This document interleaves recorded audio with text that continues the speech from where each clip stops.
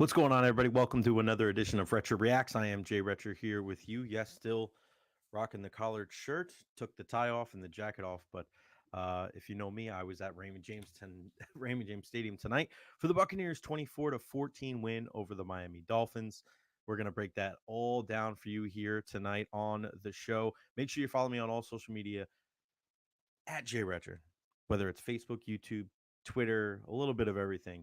But yeah, like and subscribe us here on the show. Every single like and subscription definitely does help trying to grow this thing. I am live every night here with you talking everything about sports. Doesn't just have to be Tampa Bay, but tonight after the preseason finale for our Tampa Bay Buccaneers when they beat the Miami Dolphins 24-14, we got to talk football. And for me, it's not always about, especially in the preseason, I think we all know it's not about the result, it's about the process. And if you're a Tampa Bay Buccaneers fan, you have to be happy with the process today. So we'll break it all down.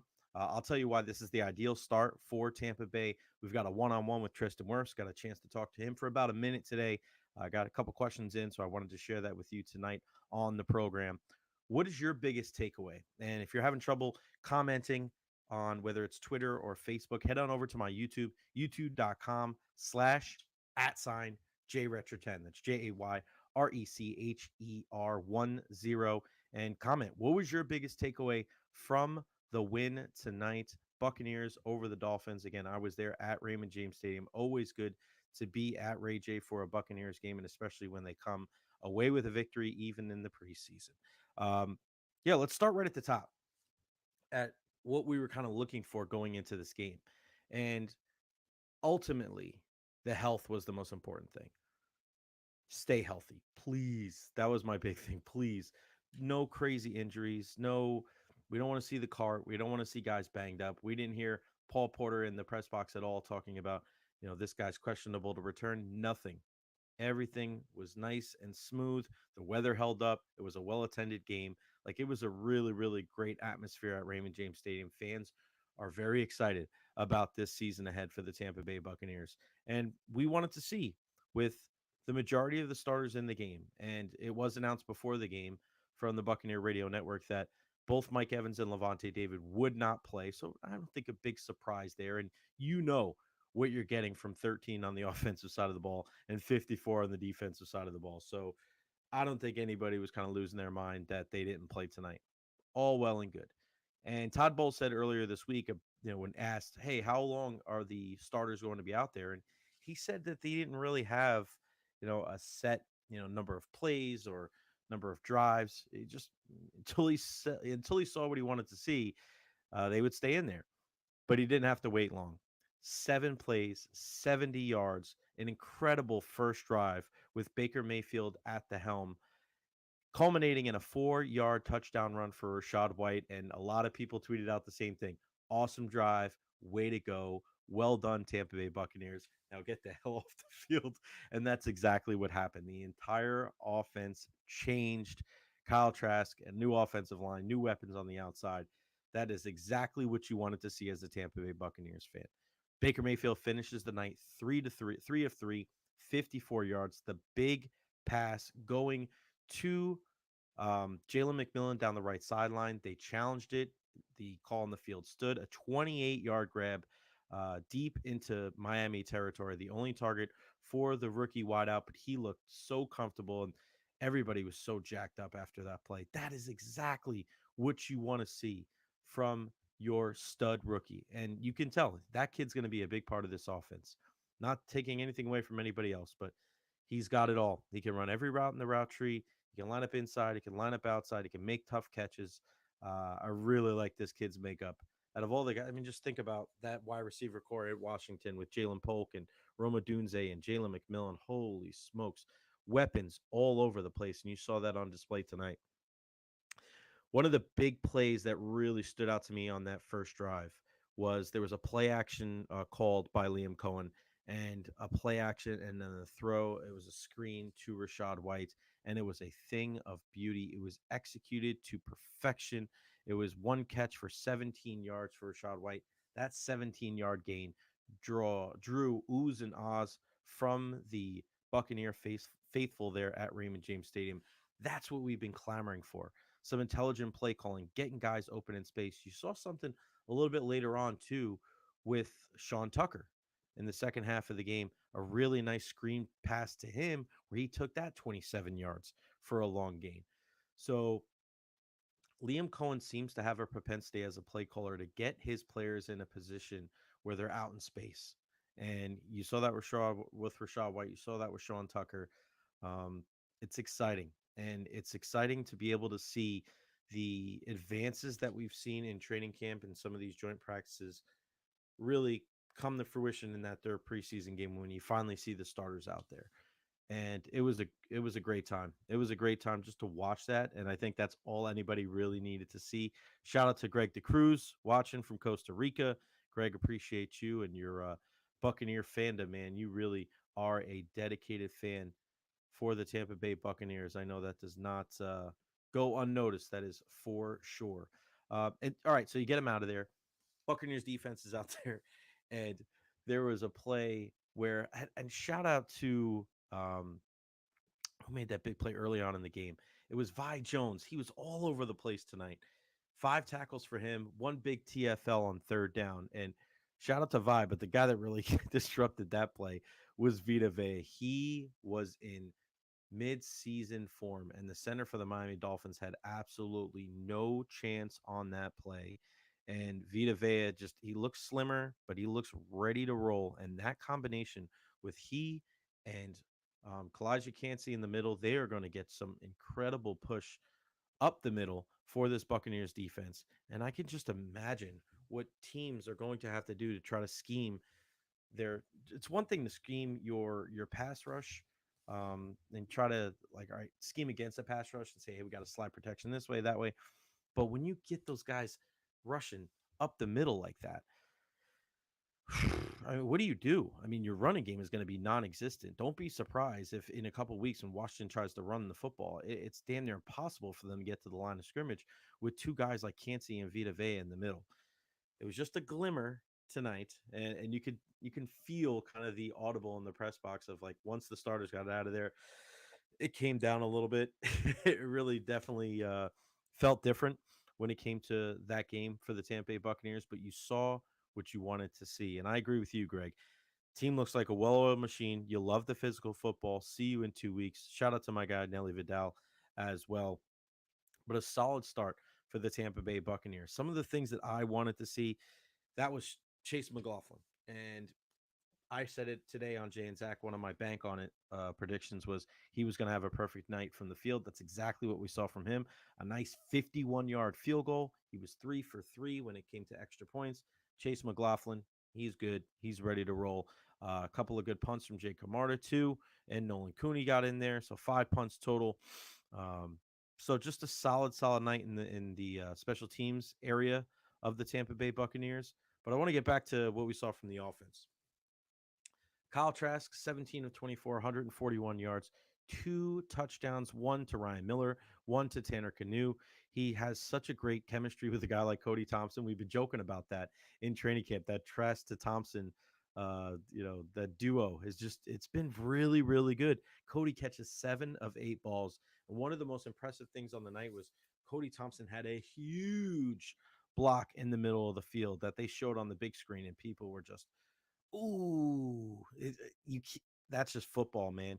Good, clean hit, and that gets you thinking at that wide receiver spot. I think we know who the top 4 guys. Well, actually, I don't think I know. We know who the top 4 guys are. We know it's going to be Evans and Godwin and McMillan and Palmer, but we're wondering, all right, what's 5 like? What's 6 like? How many receivers are they going to keep? Now, it seems like to me that Cameron Johnson is going to be a guy that they like. They want him in the return game. They threw the ball to him 5 times tonight, 3 catches for 12 yards. One, I think it was on the third or a fourth down. Cameron Johnson is quick, and he is not a guy that is a player that is kind of a fabrication or a machination of what the media is saying. This is something we're hearing from the Bucs. They love this guy. And there was one play I was telling Pat Donovan about it earlier tonight in the press box. There was a play earlier in camp where Cameron Johnson caught it was a slant from the slot on the left side of the field. He caught the ball and ran almost all the way to the other sideline. And he got to the sideline and up the field quicker than the defensive back can get to the middle of the field. This guy is quicker than a hiccup, and I would not be surprised if he makes this roster. Now, Rakim Jarrett is a guy that I know a lot of people have gotten to know and to like, but you look at what Cody Thompson has been able to do. If he's going to be your fifth or sixth guy, if he's going to be the guy that's going to play special teams for you and you have Cameron Johnson there, what does that mean for a guy like Rakim Jarrett? He may be the odd man out. You try to get him back on the practice squad, possibly. Some other teams might be interested in him, but I look at the six receivers. We know who the first four are. I wouldn't be surprised at all if Cameron Johnson and Cody Thompson get those last two spots. Bucky Irving, 6 carries for 26 yards. Like how active he was tonight in the offensive game plan. Also had a grab for 5 yards. He's going to be a nice, I don't want to say a change of pace, but he's just going to be a different version, a different type of running back that teams are going to see after Rachaad White gets in there. And great to see Rachaad toting the rock, 4 carries for 16 yards. If you can get 4 yards and above per carry for these guys, man, the sky's the limit. 95 yards tonight. The second and third strings on the offensive line, they didn't open up as many holes as we saw from the starters. But Sean Tucker was running hard. And again, I mentioned that big grab that he had for 27 yards, that one catch, that screen. If you're getting that from your third running back, uh, you, I think a lot of people that were hesitant about that running back room feel a lot more comfortable and a lot more confident about the running back room after these 3 preseason games. I know I'm one of them. I didn't know really what to expect, didn't know what to think when you have Rachaad White, because we thought there was going to be some depth there last year, but we still haven't seen Chase Edmonds since the first day of training camp. But you use a draft pick on Bucky Irving. Sean Tucker gets kind of a second crack at it after being in the, being on the 53, being in the game for the first two, and then not really seeing him for the rest. So he's really made the most of this second opportunity. And Bucky Irving is a guy that he's just shifty, man. He's tough to bring down. And that's the great thing about football, right? Is you see guys that may not be the biggest, but they are tough to tackle. And it's the old adage, right? It's not the size of the dog in the fight, it's the size of the fight in the dog. And we've seen bigger guys than Bucky Irving get taken down with a lot less. So some fantastic um, pickups in the draft from Jason Light. He seems like he's just firing on all cylinders, man. These last 3 years, just good pick after good pick. Even the undrafted guys just making contributions up and down the lineup. Some really, really good stuff there. Let's go back to the defensive side of the ball. And our guy, Pat Donovan, we were sitting up there up in the press box, and he turned to me. He's like, yeah, just I want to see more from Chris Braswell. And, second round pick, you're thinking about this pass rush with these guys, with Yaya Diaby being out, Joe Tryon-Shoyinka being out. Both those guys should be ready in week 1 against the Washington Commanders in a couple of weeks at Raymond James Stadium. But you want to see stuff from, the third, fourth, fifth, sixth, seventh guys. Who's going to make this roster? Who's going to make a big impression? And we saw already with Jose Ramirez last week with 3 sacks, Marquise Watts with a sack. Okay, those guys are stepping up. And we see Jose Ramirez throughout preseason drawing holding penalties. He seemed to really come into his own. Chris Braswell, we're hearing probably higher praise from Todd Bowles than what we've actually seen going into tonight. It's hard to tell, right? It's hard to tell sometimes with the pass rush situation. He still needs to grow a little bit.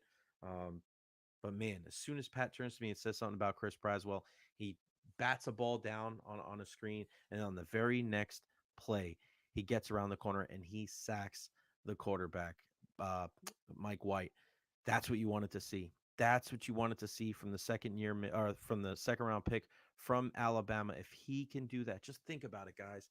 When you're talking about the pass rush, it's about numbers, having so many different threats out there on the edge to cause havoc for those opposing tackles. And it can't just be one guy. It can't just be 2 guys. Because we know if they're out there a little while, there's a rotation that needs to happen. We know as far as what Anthony Nelson is going to give you, he's solid, going to help out in the run game. If you're going to kick some other guys out there to maybe help out with the run, like a Golston or a Logan Hall, I know they're going to play and back up guys like Kalijah and Vita, but you never know. You change up the defensive scheme sometimes. But I love that. I thought Chris Braswell making a huge impact tonight was awesome. Really, really good sign going forward. And another thing, you saw guys in the second half of this game, you saw them step up to the occasion. And that's kind of a common theme through the three preseason games this year. You see guys making the most of their opportunities. And again, in the preseason, it's not about the result, it's about the process. And every single game, another guy has stepped up. How about Ernest Brown today getting around, knocking the ball away, and Antonio Greer, former USF great, picks up the ball, runs it back for a touchdown. Now, I know the replay after the replay, and it was a short replay. Uh, it was ruled an incomplete pass, but just those are the little things right there that those guys are playmakers, and just you're a hair off. But them being out there and making the most of the opportunity really, really stood out to me. And then the aforementioned Antonio Greer Jr., a guy that was on that same field at Raymond James Stadium and really at times was the only good player that USF had.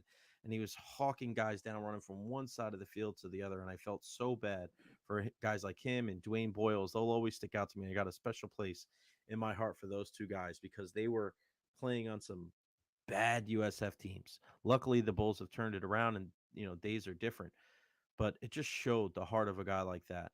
And for him to be able to get a pick tonight in that game, I know that had to be special. Does Antonio Greer make the roster? Maybe. Is he a practice squad guy? Possibly. But that kid, just going back to his college days, he's got a knack for making plays. And I know Todd Bowles likes guys like that. Another guy that stood out to me, Rashad Wisdom. 4 tackles tonight, a pass breakup. You just see a lot from him. Marcus Banks, 5 tackles, a huge hit in the middle of the field. Tavier Thomas, the veteran from the Houston Texans, 8 tackles. Whether it's linebackers or safeties, Todd Bowles, man, whoever gets together with Todd and Jason and Spytek and the whole crew to identify these playmakers, they have just been hitting on all of them. Okay. I'm not saying all these guys are going to be starters or pro bowlers or all pro guys. No. But are they going to contribute to the team? Are they going to flash? Are they going to make the most of this opportunity? Yeah. CJ Brewer, another guy, making the most of his opportunity. You see, I mentioned Vi Jones, a little bit here, a little bit there, this guy, that guy. That's what winning teams do. Winning teams aren't just the starting 22. It's not just the 11 guys on offense and 11 guys on defense. And, oh, yeah, the rest of the bench is shallow. No, you need contributions. Look back a couple of years ago when the Buccaneers won that Super Bowl championship, right? What did you see? You saw guys like Tyler Johnson making big plays. Maybe it's just one catch. Sometimes that's all you need. You look at Scotty Miller. I mean, that one catch in the NFC Championship game against the Green Bay Packers helped kind of the entire fan base, and I think it even skewed some of the people in the fan base looking at Scotty Miller thinking he was possibly better than he really was because he made such a big catch. But that's what you need. You need contributions up and down the roster, even if it's a play here or a play there.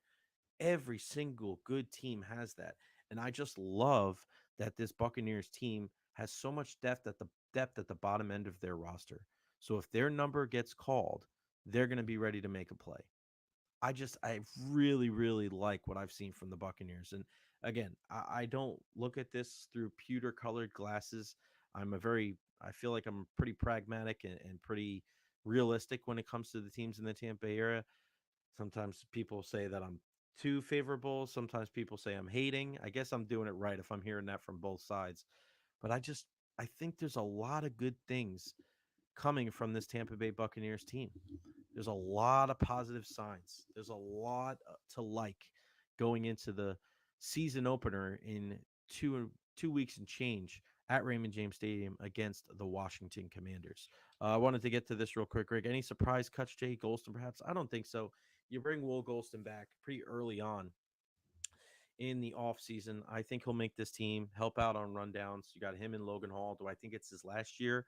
Yeah, probably. But that's just a good guy to have around. Will Golson he's just a solid pros pro. He does so much for this team that is like there's intangibles. When I surprise cuts, I mean maybe a guy like Rakim Jarrett, maybe a guy like Chase Edmonds or Sterling Shepard. I look at those three guys and think they could possibly be on the outside looking in. All right, I wanted to play this video for you guys.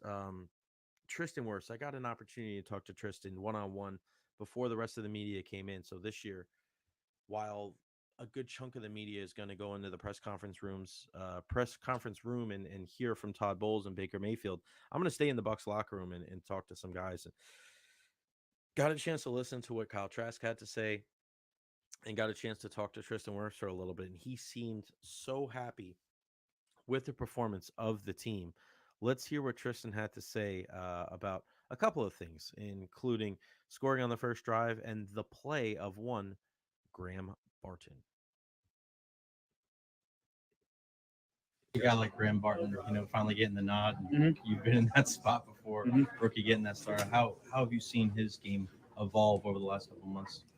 Yeah, I think just confidence. Playing center is not an easy thing to do. You got to know what all five guys are doing, get everybody on the same page. So, just confidence from him. I think he's gonna do great. How tough is it to kind of sit out those first two games? I know you want to get out there and play. You finally get a little taste of it tonight. Yeah, it is. It is tough because you're nervous. You want to get out there and get to see some live bullets and stuff. But they're doing it for a reason. Want to keep everybody healthy. But it was nice to get out there and kind of get some live action. And start with the score, man. In and out. Yeah, in the first drive, getting a score. That's huge.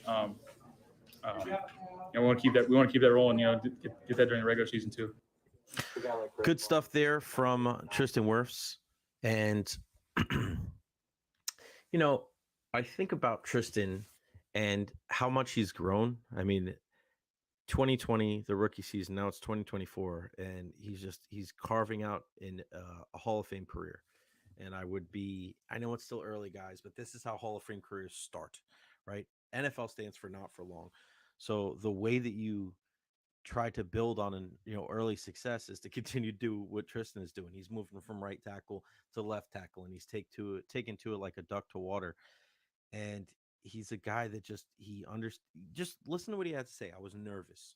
And one thing that Tristan Wirfs was very open and honest about when he made the transition last year from right tackle to left tackle was the mental health that he had, or like I don't want to say mental health issues, but just what he was going through mentally as that transition was happening and as he was working in the offseason to make the move from right to left. And you love the transparency. You love how honest and open he was with us in the media at training camp last year. And this is one of the most gifted tackles on the planet. There's not many people walking God's green earth that are better at what they do than Tristan Wirfs, right? Or better at left tackle, right? There's not many people walking this planet. Less than 2, less than 3. Trent Williams, maybe you give him the nod, but he's not getting any younger. He's not even playing right now for San Francisco. That may be the only guy you take over Tristan Wirfs right now. But the fact that he was so honest with us that he was nervous and he put a lot of work into it, and he really didn't even know how it was going to turn out. And this is a guy who is all world at right tackle.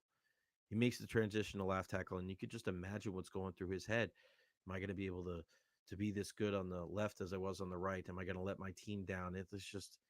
It's wild, but it's real. It's real. And every single time I've gotten a chance to talk to Tristan Wirfs, whether it's in a one-on-one setting like that or it's in a press conference, that's him. He's a fun guy. He's a fun, jovial dude that just loves football. He loves being around his teammates. He's best buds with Baker Mayfield. He loves being a dad. Just really, really another guy. We've been so blessed over the last couple of years. I say the last decade because I've been working at DAE for 10 years. We've been really blessed to be around and also to cover not just phenomenal athletes, but great people and great human beings. Trust me, guys.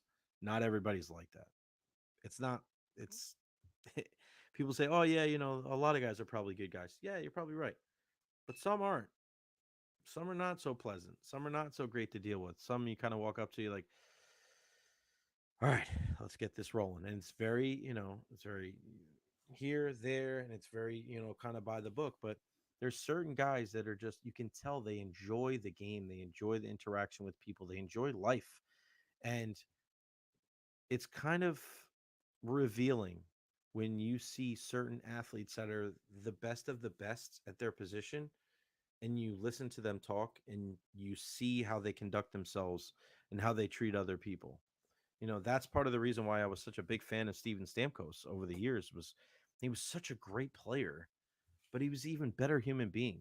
I saw him as a husband. I saw him as a dad. And you just look at that guy. He's like, it's no mistake that guys like that are so successful in their profession because they're good to their core. And Tristan Wirfs is another one of those guys.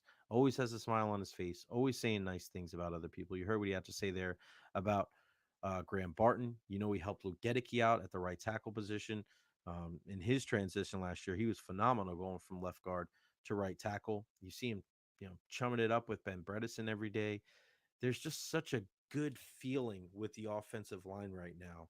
And it's such an important position group that dictates what your success is going to be like on that side of the ball, right? We've seen teams with all world quarterbacks and wide receivers and running backs. And if their offensive line can't hold up to the heat, it doesn't matter.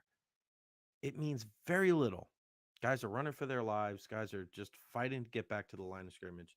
But when you see these five guys, and you saw just a glimmer of it tonight in the game against the Miami Dolphins, getting some incredible push, getting out. I don't know if it was the white screen or maybe it was the screen to Chris Godwin, but I think it was the screen to Chris Godwin. You saw Tristan Wirfs get out there. You saw Hainsey out there. I mean, not Hainsey. You saw Bredesen out there. And you saw Cody Mauch just flying from the right guard position across the field to try to help out. And it was like, holy smokes, man. Those guys were moving.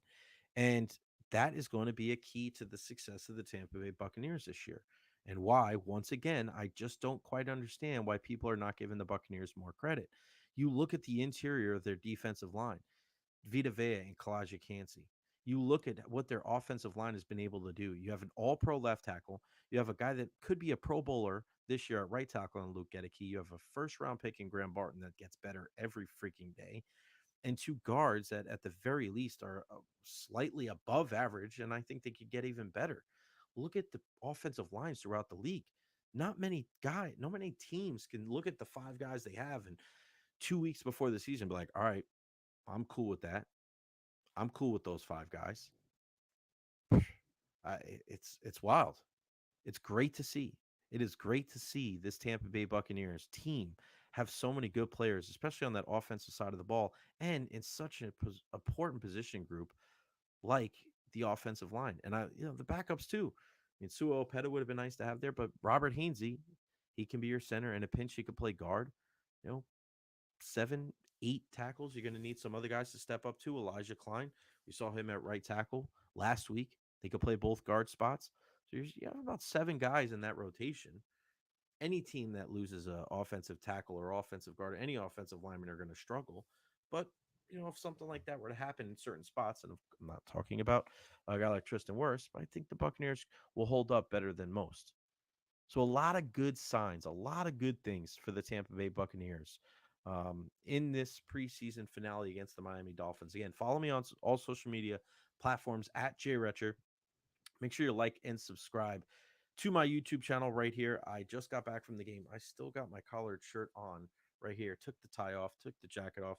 Still got my watch on, still got my long socks on. I haven't even taken a shower yet. It's 12:51. It is going to happen here momentarily. But just a great night for the Tampa Bay Buccaneers. It really was. And to me, this was an ideal start for the Tampa Bay Buccaneers. Just think about it. An ideal start. You want to start with let's go with a guy like Liam Cohen, okay? And the reason why I say ideal start for the Tampa Bay Buccaneers, first and foremost, is health. No big time injuries. You look at Yaya Diaby, he should be back in the first week. There's a couple other guys with some nagging injuries, but nothing crazy.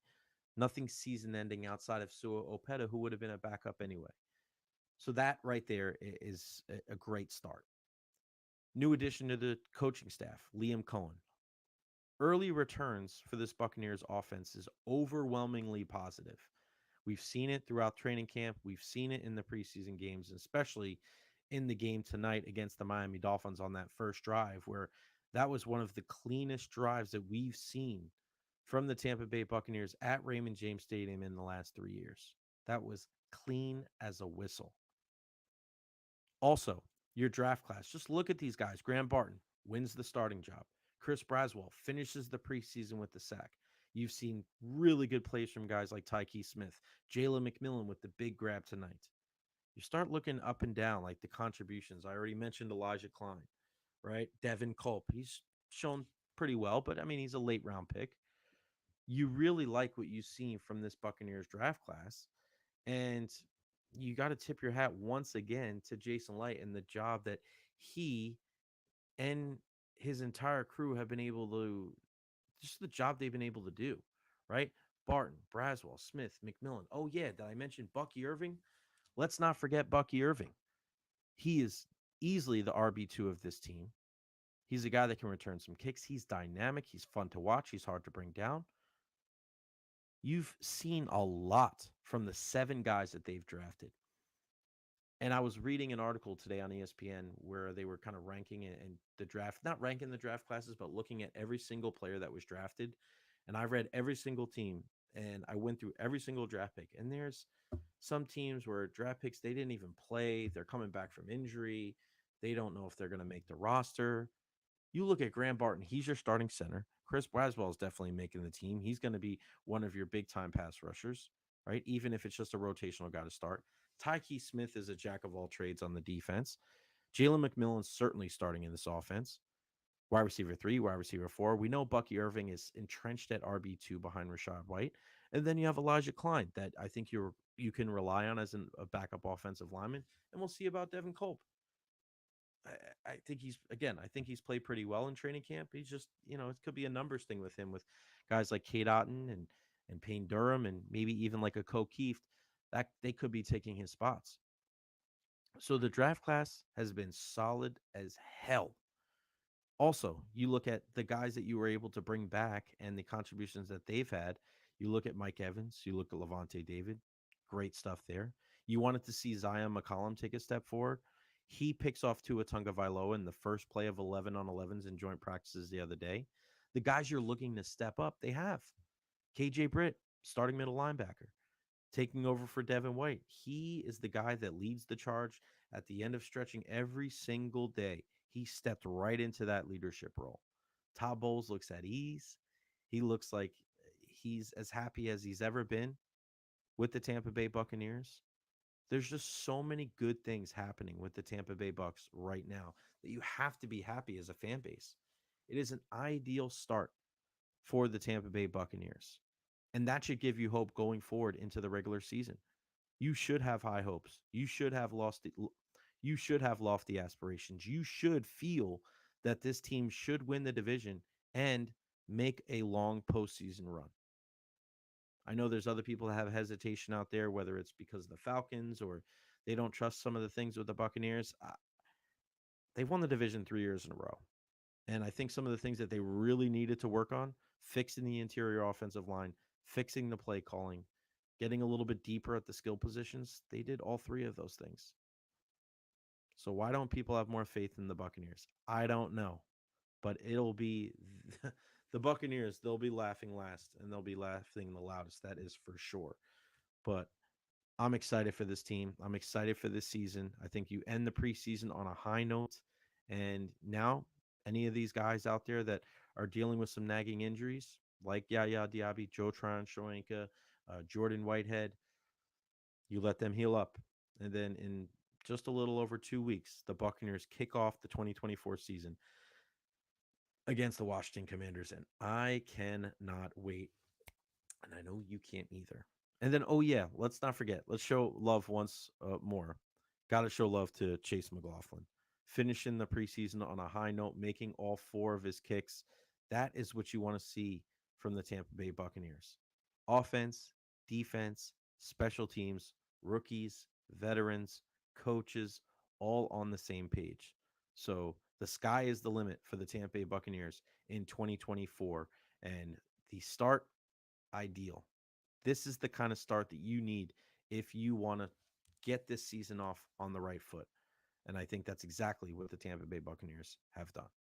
All right, that's going to do it for me. I got to go take a shower. I got to get to bed. Manchester United plays at 7:30 in the morning, and you bet your sweet ass I'll be up watching it on Peacock because I'm a crazy-ass Manchester United fan, and I love them.